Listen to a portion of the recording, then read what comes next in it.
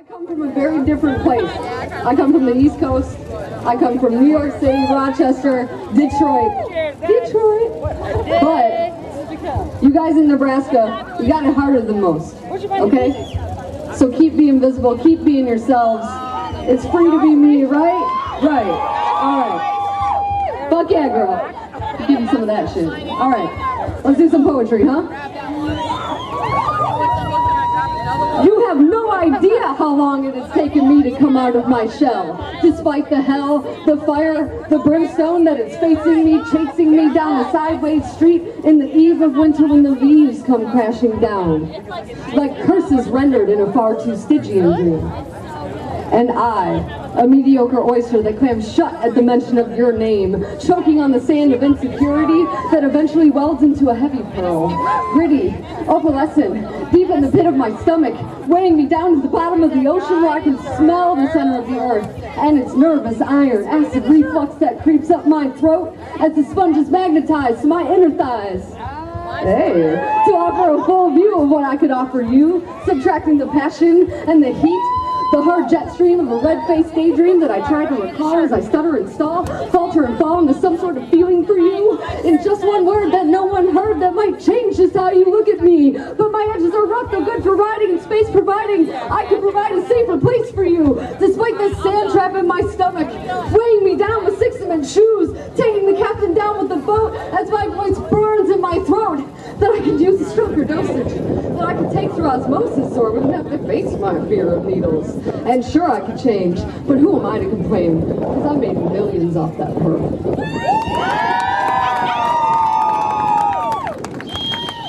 Thank you, y'all. It's not easy to get up here without any kind of music, or I got really nice boobs. These kids are awesome. Oh, Mohawks. You guys look good with that shit. It's good shit. I'm sorry, your mom's probably gonna punch me when I'm swearing. Hey, thanks! I do have great tits. 34 this year. I moved out to Nebraska 5 years ago. You guys are alright. I actually read about Nebraska a really long time ago when I was in high school. I took a book of Aphrodite Jones and I read about a man. I read about a fantastic man who's buried in Lincoln, actually. I go out there every year and I pay my respects to Brandon Tina. And I thank him. I thank him for what he's done for me, and I thank you guys for making the change. So, talking about boys, you all know boys. I'm a little catty. I'm kind of a gay man trapped in a lesbian's body.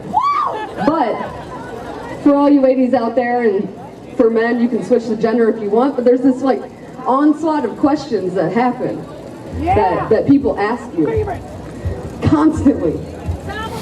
How do you do it? And it's like, okay, so I just had to write a poem and write it down and say, hey, you know what? I'm just going to cover all of this at one time. I know you guys are sick of these questions, and I know you know them all. Buy this fucking book, okay? There's chicks on the front making out. It's $15. Come see me after the show. Feed me. I'm obviously a starving artist. So this is making friends with boys. I just wanted to clear some things up. Get them out of the way before we even begin to forge this friendship. I hate light beer. But I hate softball even more. I don't have tickets to the WNBA, and I don't follow the LPGA either. I don't have a compost team. I really don't. Fuck that shit. I only recycle my soda cans to get the deposit. Okay? I don't spell it women with a Y or women with an I, but I do think that the word woman is a linguistic improvement upon man. And I know that all the old lesbians in this room will shriek when I say it, or outside rather, because we're not in a room, but Clara of the Moon is the worst movie I have ever seen.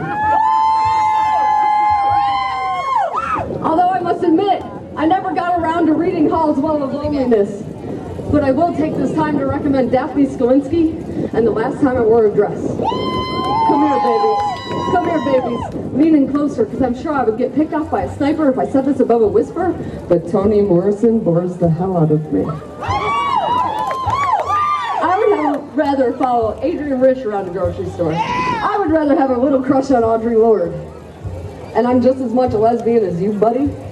But seriously, I'm not interested in porn. So quit grinning while you're slipping hustler in my backpack as I'm walking out the door. My boss found it crude when she pulled out Miss June of '82. And now my raise didn't go through. She was looking for my quarterly review. But never mind that now, baby. I have a point to prove. Get ready, this is the good part. I'm not the man. And she isn't either. The answer to butcher femme is neither. My role in the family is not directly proportionate to the length of my hair. This isn't that kinky. It's not just about sex. But baby, no, you still can't watch, honey. I'm so sorry. Yeah, we'll get that in a minute. But baby, you can view me as a real person with a soul and a spirit that has so much to give. As a hardworking citizen that deserves freedom and rights, just like every other American. So now that we have that covered, baby, what do you say, friends? Yeah, way to jump on that shit, people. Thank you for listening to me tonight. I'm gonna do one more. I have to plug the chick that cut my hair today because I'm sitting there getting my hair cut, and my hairdresser is a Republican, Jesus-loving, like, conservative being kind of lady. And you know what? We sat there, we talked about it. She's cutting my hair for Pride. And I was like, you know what, baby? I'm going to talk about you. Don't judge. She's the best woman that I've ever talked to. She's cool. We're not sleeping together. Don't worry. I've already done that. I've already done all that kind of stuff. So, but it's cool. So love your neighbor, love one another, talk to each other, right? Be visible. Spend time with each other, be out, be proud. That's all I gotta say. So now it's time for Lady Lazarus, eh? Y'all are so damn sweet, thank you. Some of you are cute too, some of you. Oh, thank you.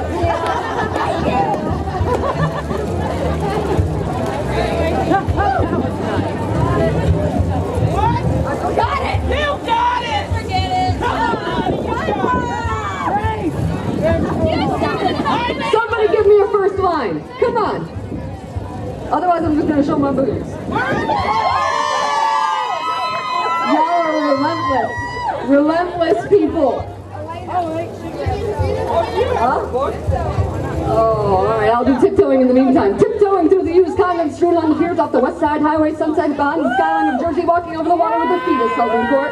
In my gut, my body hijacked by tits, swollen and sore. The river has more color at sunset than my sock ever dreamed of. I could wake up screaming sometime, but I don't. I could step off the end of this pier, but I got shit to do and an appointment on Tuesday to shed uninvited blood and tissue. I'll miss you. I say to the water, to a son, a daughter, I thought better of. I could fall in love with Jersey at sunset, but I leave the view to the rats and tiptoe back. That's not mine, that's not Ada Franco. That means that I'm gay. So. Hey, we covered on you tonight too.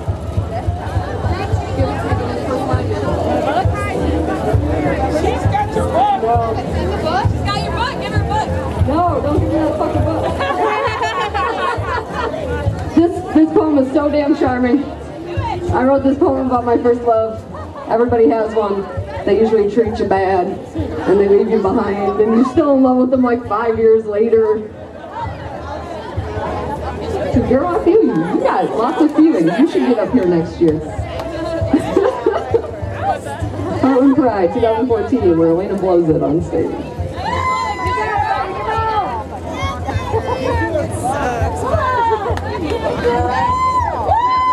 Weather's nice, huh? I can't snap that loud. I was like, no, really, I haven't seen it. Give me 1 second, people. I got the worst stage fright in the world. You're all very attractive. Hey, right out the front.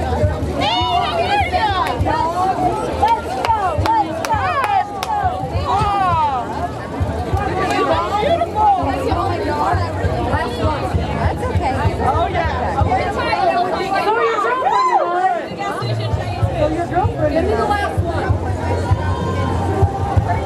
are really awesome for standing here and still listening to me.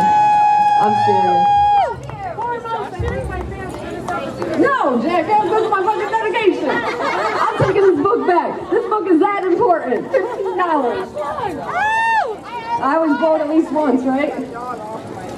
You know, I was thinking while you were drinking that maybe we could meet sometime under a street lamp. In disguise, indisposed, we could pull our hats down over our eyes, and we could speak with slick accents and thick grumbles. And we could discuss this proposition of you and I. You and my uncertainty that this street lamp will go out before I can find it on the 600 block of Main Street in any random city in this country. I'm still hunting with no ammunition left in this trench coat in the rain, with the anticipation of a real gain in my position, my remission of a more conscious train of thought, as it pulls away from the 5-minute break of a station where I have no tickets but the urge to ride, and the energy of persuasion to chase me down the tracks, tripping on the rails, but reaching for the levers of occasion that would screech me to a breakneck halt, where I wouldn't have time to assess the situation and decide how I feel, because the bruises will heal, and my bones of aspiration are bent and binding tightly the contract that sends me reeling with each speed bump in terror, as I suspect a conspiracy and sharpen the theory that I will be impaled by my own pen. Again and again, so I can force out something worse than meaning. No matter how misleading, baby girl, I take the chance to jump this train and ignore the pain as I search for the sound of the subway, the one that rattles out your name, grinding to me, whispering as the lights flicker in and out, grinding and shaking while this woman beside me violates my inside lines, not wasting time because I am fading naturally, despite her attention drawing circles on my thighs, twisting my inhibition into precision, searching my jeans like a landmine field, wondering what it is I'm packing in my pockets today. But ladies, it is nothing. Nothing but the fullness of a female heart-on. When I'm far gone from my original intention, I should remember to mention that I'm doing push-ups to live up to my ambiguity or promiscuity that I cannot choose between. And I could have gone on for hours, but that bitch, she interrupted me with the insistence of thumbtacks and candle wax to keep me from shifting gears back a few years when I sat outside the Chinese restaurant at Family Quebec, waiting for you in a sea of mosquitoes and reeking of booze, waiting to tell you I had missed my flight. Although I had no right to crash in my mind square into your existence, your subtle persistence that still gets the best of me. You guys, thank you. Thank you, Heartland Pride 2014. Thank you, family. You guys are the best, all right? Have a good night. Don't get too drunk, all right? Tip your bartenders. Come see me at Tapestries at the Sydney on July 6th. I am actually really interesting when you listen to my things, and if you don't feel like listening, just look at my boobs. Have a good night.